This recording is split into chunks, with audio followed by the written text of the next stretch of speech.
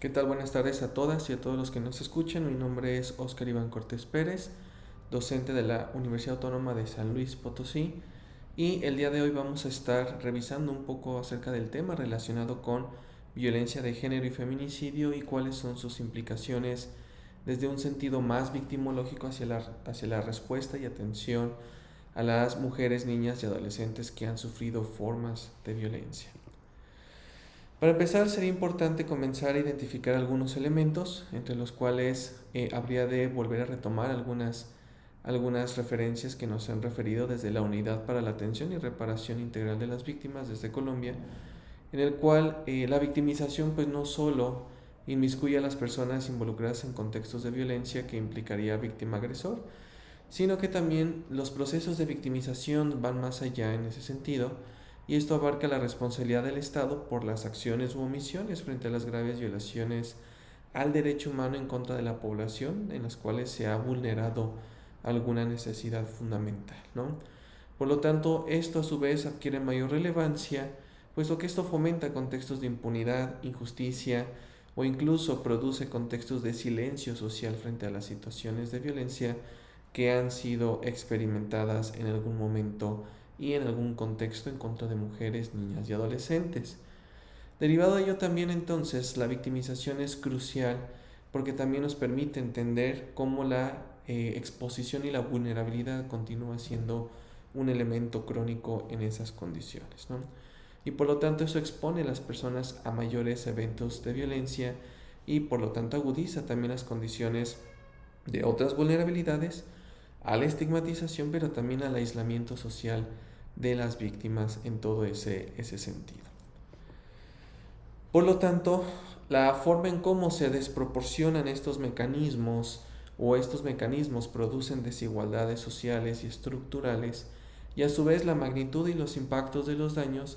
pues van a producir condiciones crónicas en las cuales se profundizan fracturas o eliminan proyectos de vida, sea individual o a nivel colectivo en este sentido, ¿no? ¿Qué produce este tipo de dinámicas? Pues básicamente se niega a las personas, a los colectivos y a las comunidades a que se puedan defender, autodeterminar o incluso, más importante aún, tener condiciones de vida dignas y que se permita garantizar un trato digno a todo el proyecto de vida de las personas afectadas. En virtud de ello entonces emerge un elemento relacionado con la alerta de violencia de género. ¿Qué es esto de la alerta de violencia de género? Básicamente fue o ha sido una propuesta dentro de la política pública que lo que busca es generar acciones en diferentes niveles que no solo abarca contextos relacionados con el sistema de justicia penal, sino que puede involucrar desde la parte normativa, desde la parte a lo mejor de asistencia, atención, defensa a personas que han experimentado contextos de violencia de un tipo en particular, del cual hablaremos más adelante, y que precisamente nos habla de estas acciones que son coordinadas, que busca tener una integralidad de cada una de ellas para poder entonces atender las situaciones o los contextos de violencia feminicida, ¿no? Esta alerta de violencia de género lo que va a permitir básicamente es establecer un estado o un estatus en el cual pues hay una condición en la cual hay violaciones continuas de derechos humanos en contra de niñas, mujeres y o adolescentes, y estas se van determinando en territorios concretos o en regiones determinadas, y entonces estos elementos nos permiten vislumbrar de condiciones que pueden tener implicaciones tanto individuales como el daño que se perpetra de una persona a otra, pero también elementos comunitarios, ¿no? Pensemos en poblaciones indígenas o en comunidades o en grupos masivos, o ya en grupos colectivos en particular, como migrantes, como a lo mejor personas privadas de su libertad, como también personas que pudieran estar perteneciendo a una comunidad indígena en particular, entre otro tipo de colectividades que pudiesen incluir estos elementos, ¿no? La alerta de violencia de género, al hablar sobre violencia feminicida, pues se entiende a todas ellas, aquellas formas de violencia que puede incluir también el abuso de poder, y aquí quisiera hacer un paréntesis con respecto a que el abuso de poder de acuerdo a los estándares internacionales, pues nos hablan de estas formas de violaciones al derecho humano o violencias que, aunque en un código, en una norma, no están reconocidos,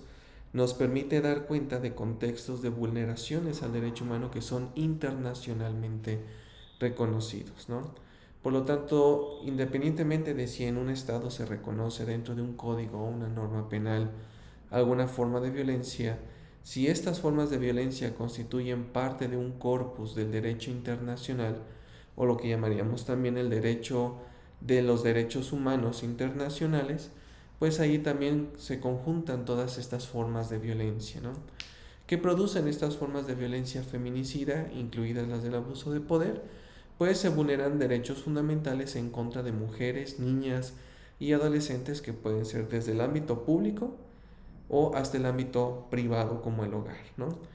Produciéndose así entonces contextos donde hay impunidad social, hay impunidad del Estado, se legitiman formas de violencia y por ende se perpetúa la violencia contra la mujer, la niña y la adolescente, ¿no?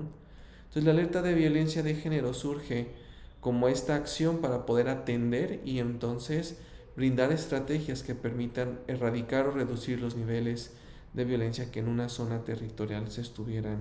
presentando de una forma particular, ¿no? Para poder interponer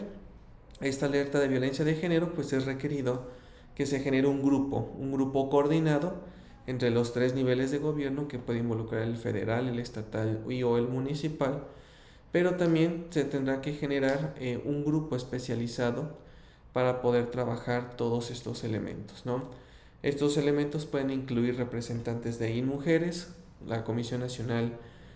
contra la Violencia contra la Mujer, la Comisión Nacional de Derechos Humanos, pero también la integración de personal académico especializado en temas de género, en temas de violencia de género, y que entonces estas permitan brindar respuestas hacia los procesos de evaluación que se van a imponer, ¿no?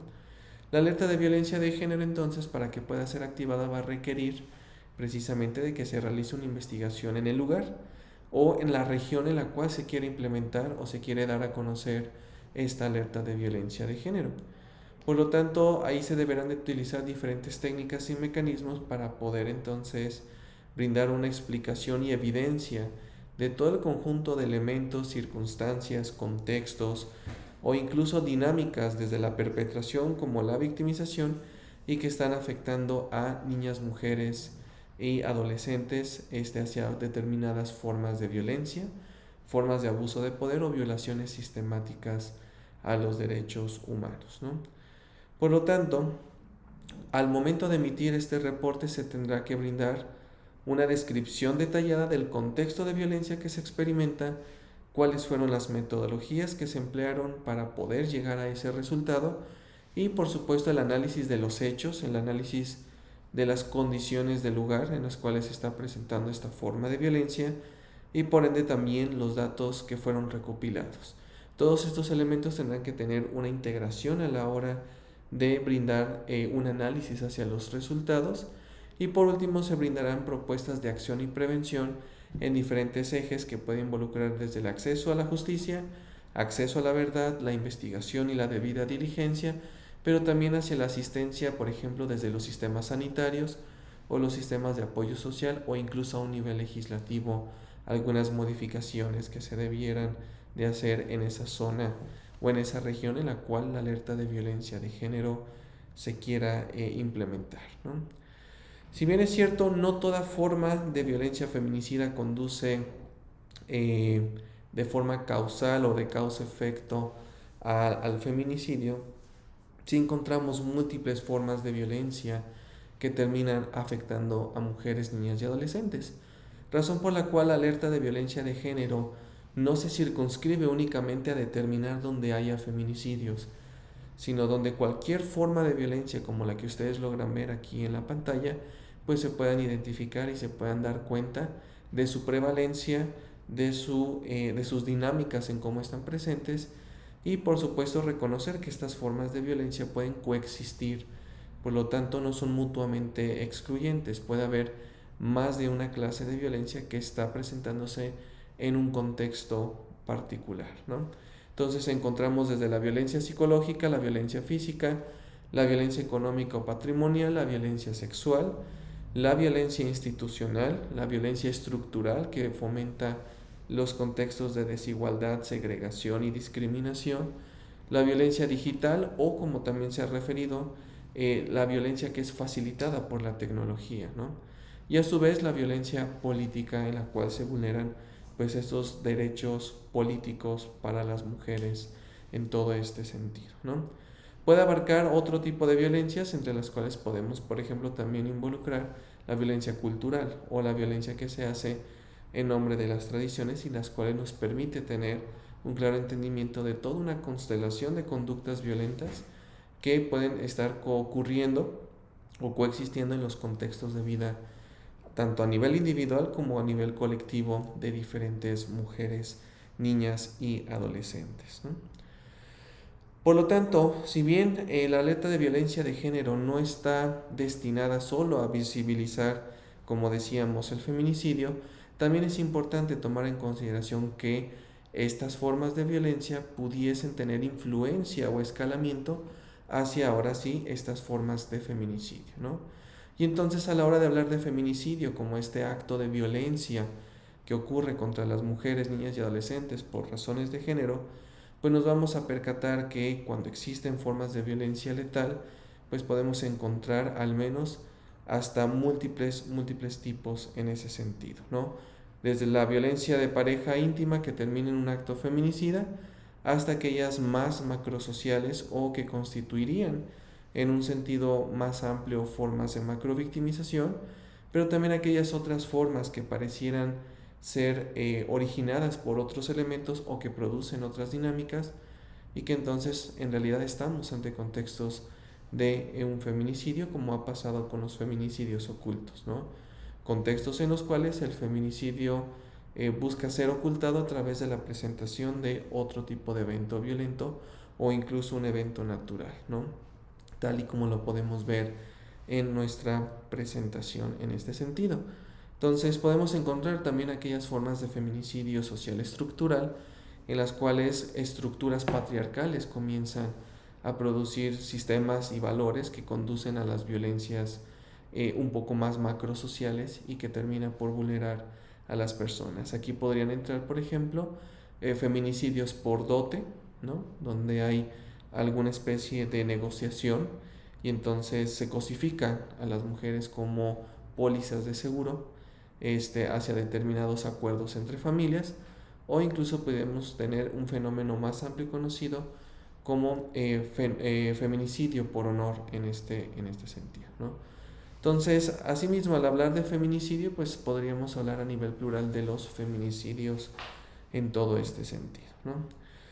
Sin embargo, ¿cuál es la trascendencia de la alerta de violencia de género, los contextos de violencia contra las mujeres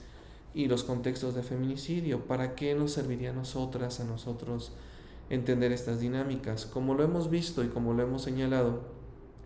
encontramos formas de violencia que, aunque parecieran ser aisladas, aunque parecieran derivar de un conflicto meramente interpersonal, en muchas de las ocasiones podemos darnos cuenta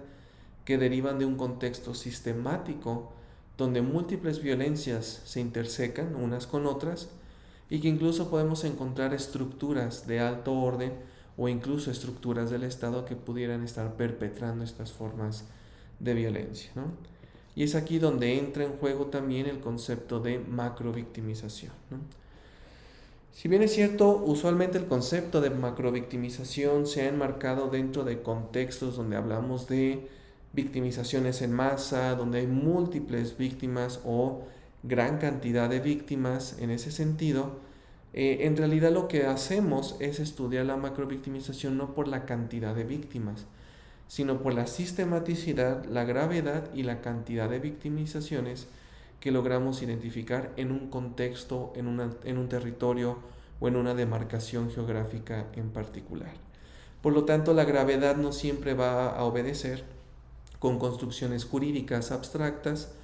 o incluso lo que pudiese determinar el derecho penal internacional, ¿no? La Corte Penal Internacional, ¿no? Sino que más bien, al hablar de macrovictimización en un sentido victimológico, lo que hacemos es dar cuenta de estos elementos extrajurídicos, es decir, aquellos que rebasan la legalidad, aquellos que rebasan aquellos sistemas que permiten brindar determinadas acciones vistas como legales o ilegales. Y entonces se habla de cómo estas condiciones fomentan e incluso también pudieran estar perpetuando formas de violencia estructural, formas de violencia contextual, organizacional, es decir, a través de corporaciones, grupos, que pueden ser particulares, pero también pueden ser grupos al servicio del Estado, y por supuesto derivado de contextos situacionales, ¿no? Pensemos en conflicto armado, ¿no? En este sentido. Entonces, ¿qué implican las formas de macrovictimización desde esta arista? Pues implican contextos en los cuales hay abuso de poder, puede haber un abuso cultural, puede haber un abuso político, un abuso económico, un abuso laboral o incluso ya un abuso dentro de una dinámica interpersonal. Y esto lo que nos va a permitir es evidenciar contextos de asimetría que van a facilitar procesos de injusticia, pero también van a agravar los impactos y los daños que se experimentan, ¿no? Dicho de otra forma, entonces, el abuso de poder desde una visión victimológica y centrada en contextos de macrovictimización permiten informar en cómo el abuso de poder facilita, aumenta, exacerba o perpetúa estas asimetrías, y entonces esto conduce a contextos en los cuales los derechos humanos son vulnerados entre personas o hacia colectividades concretas. ¿Esto qué hace? Esto genera un ambiente en los cuales hay entornos en los cuales hay personas que comienzan a violentar, hay otras personas que sufren de esa violencia y hay otras personas que no actúan de manera diligente o incluso pueden actuar de manera indiferente o incluso terminen generando contextos de complicidad a través del silencio colectivo, ¿no? Derivado de todo esto, entonces, la macrovictimización es relevante, porque muchos de los contextos que podríamos pensar que son interpersonales, a última instancia pudiesen ser contextos de macrovictimización. Citando entonces a la doctora Gemma Barona Martínez, una victimóloga española, pues nos habla precisamente de este concepto, ¿no? Y citaré a continuación esta cita. Nos dice: adoptamos el término macrovictimización para poner en el foco en esas condiciones preexistentes, más que en el carácter descriptivo referente al número de víctimas afectadas, cuyas vidas, únicas no pueden confundirse con masas. Estas condiciones pueden explicar, en gran parte, aunque de forma actualizada, las violaciones de derechos humanos más graves que hoy en día, a las que, sin embargo, la mayoría de los sistemas penales siguen sin prestar atención. Muchas de las formas de macrovictimización que derivan de entornos de abuso de poder, muchas de las veces siguen sin ser reconocidos formalmente dentro de las agendas políticas.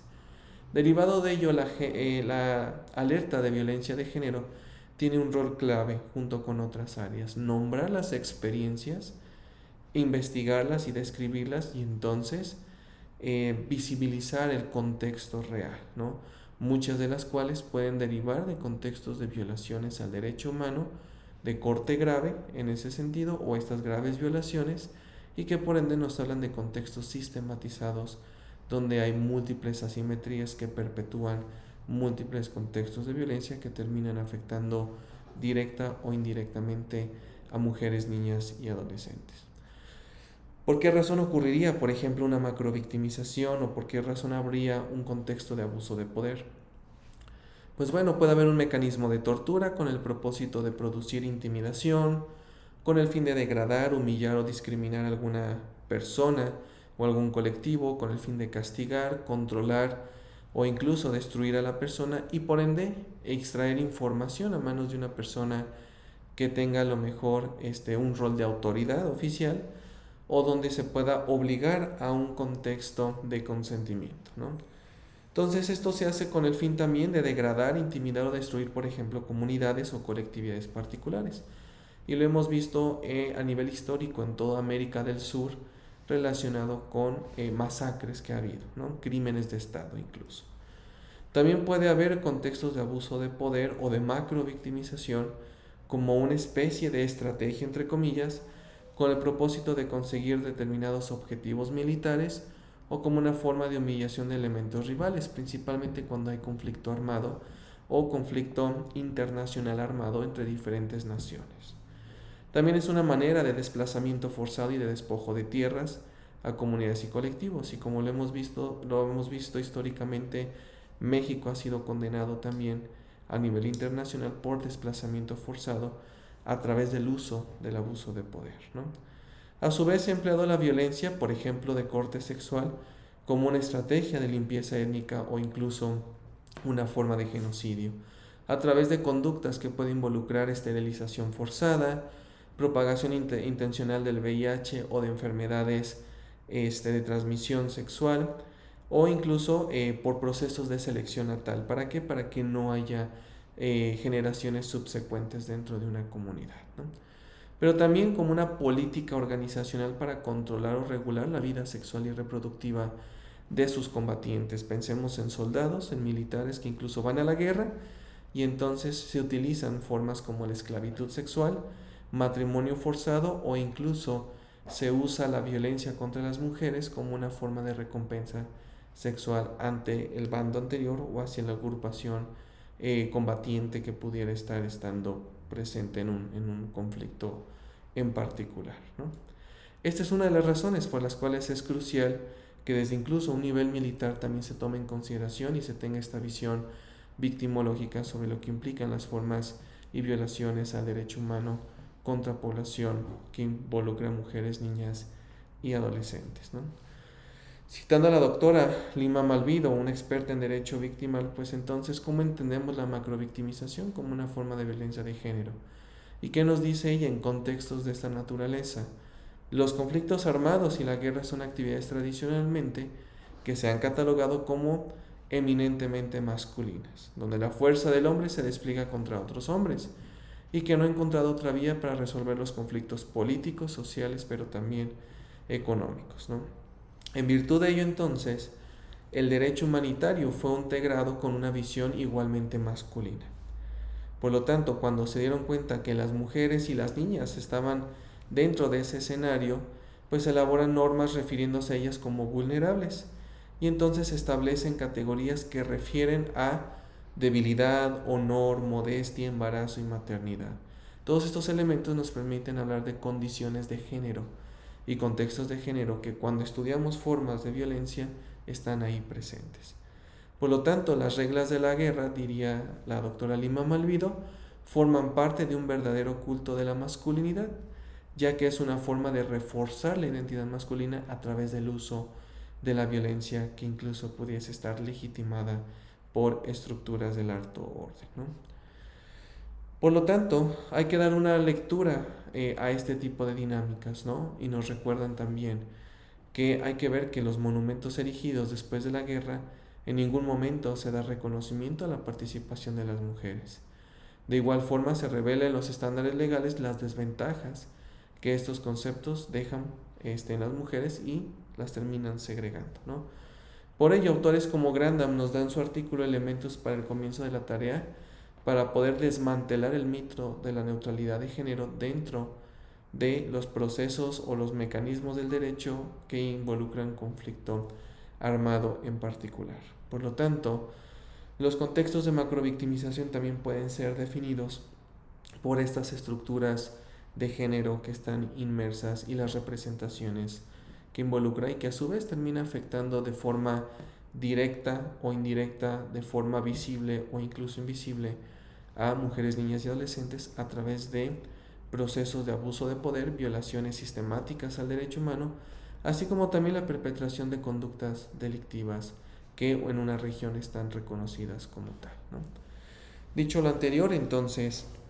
las formas de violencia contra las mujeres no solo se limitan a espacios interpersonales entre particulares o entre civiles, sino también involucra a cualquier persona de cualquier contexto, de cualquier entorno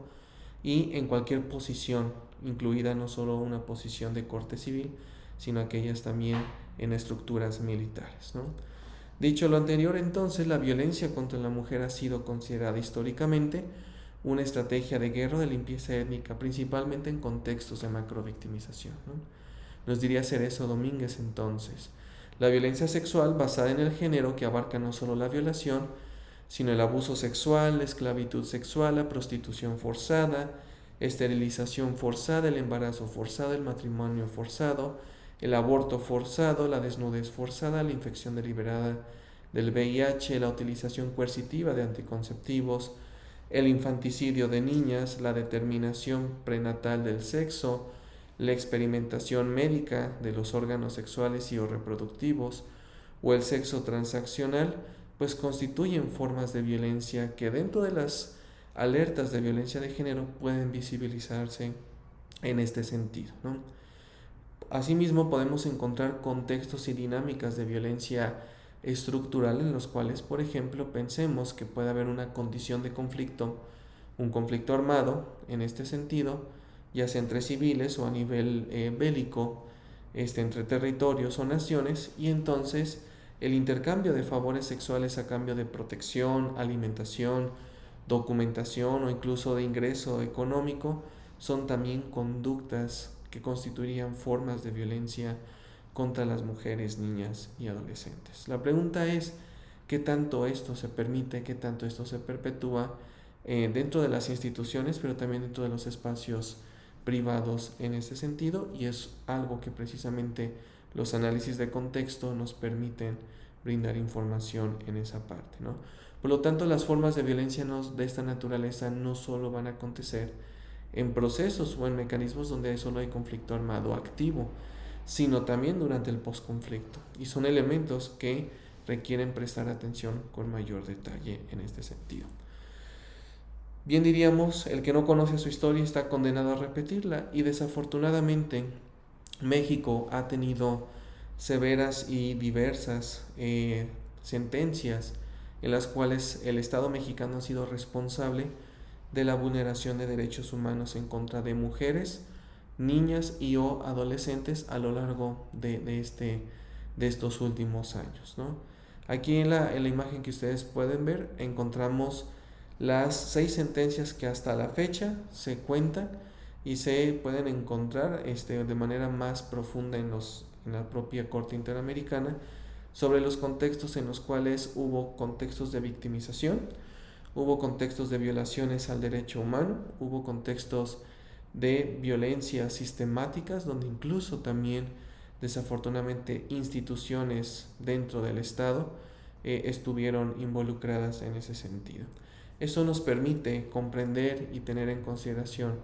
que los contextos de violencia de género nos concierne a todas y a todos. Desde los funcionarios, legisladores, los creadores de política pública, desde los académicos, desde los investigadores forenses, desde seguridad pública, pero también desde el ámbito de la seguridad nacional. De esta forma, si no aprendemos y no comprendemos la naturaleza que este tipo de violencias se han producido, seguiremos generando contextos que perpetúan contextos de impunidad, contextos que producen violencias masivas, contextos de violaciones a los derechos humanos, y México seguirá incluso teniendo sentencias condenatorias y será visto, como ha sido visto en otros aspectos a nivel internacional, como un Estado vulnerador de derechos humanos. Y en este sentido, un Estado que vulnera también de manera reiterada derechos fundamentales de mujeres, niñas y adolescentes. La alerta de violencia de género tiene un rol clave: nombrar estas experiencias, pero aprender de estas experiencias para que no se vuelva a repetir, ¿no? Derivado de ello, entonces, hemos tenido movimientos y transiciones hacia formas de justicia más transformadora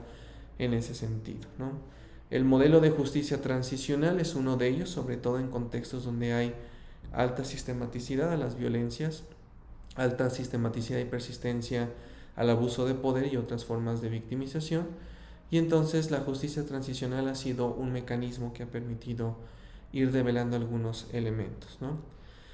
Para estas autoras como Cerezo Domínguez, pues nos dicen que un modelo de justicia transicional pues es un punto de partida para precisamente elaborar medidas que busquen garantizar los derechos de las víctimas, y específicamente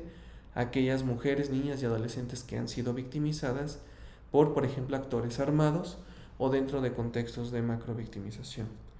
Desde un punto de vista más personal, consideraremos que un enfoque de justicia transformadora es el que se requiere en todo el país, junto con estas políticas públicas relacionadas con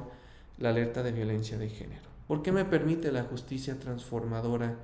mejorar las condiciones en este sentido? Porque permite nombrar a las víctimas, permite reconocerlas, pero también permite apoyarlas, fortalecer sus contextos, pero también reparar las opresiones estructurales, pero también las violencias y violaciones al derecho humano estructural que pudieran estar, y por ende las violaciones a sus derechos fundamentales. Todo esto enmarcado desde un principio de dignidad humana, ¿no? Entonces, he ahí esta parte importante en las cuales la alerta de violencia de género es crucial para poder brindar estrategias y mecanismos, y cómo estos recursos y estas herramientas nos permiten incluso ir más allá de un simple conflicto interpersonal a incluso hablar de formas sistematizadas en las cuales dentro del sistema interamericano de derechos humanos, pues desafortunadamente México ha tenido ya condiciones y contextos en los cuales estas formas de violencia se han producido, se han reproducido o incluso han persistido, ¿no? ¿Qué nos queda entonces básicamente con esta parte? Pues empezar a modificar las formas en cómo nosotros intervenimos hacia los contextos de violencia, y siempre ser conscientes de que cada uno de nosotros tiene un rol y una responsabilidad, y esto es salvaguardar la sociedad, ¿no? Entonces, con esto pues básicamente terminamos esta breve descripción con respecto a la influencia que tiene la alerta de violencia de género y el feminicidio desde una visión victimológica en ese sentido. Cualquier duda y comentario, pues estamos abiertos para cualquier discusión que se pueda hacer. Mientras tanto, esperamos que este video haya sido informativo, haya sido educativo y se permita generar nuevos espacios para construir mejores realidades a favor de las víctimas que han sufrido estas formas de violencia, ¿no? Recuerdo mi nombre es Oscar Iván Cortés Pérez, y en cualquier momento pues pueden consultarme cualquier otra duda o comentario. Muchísimas gracias.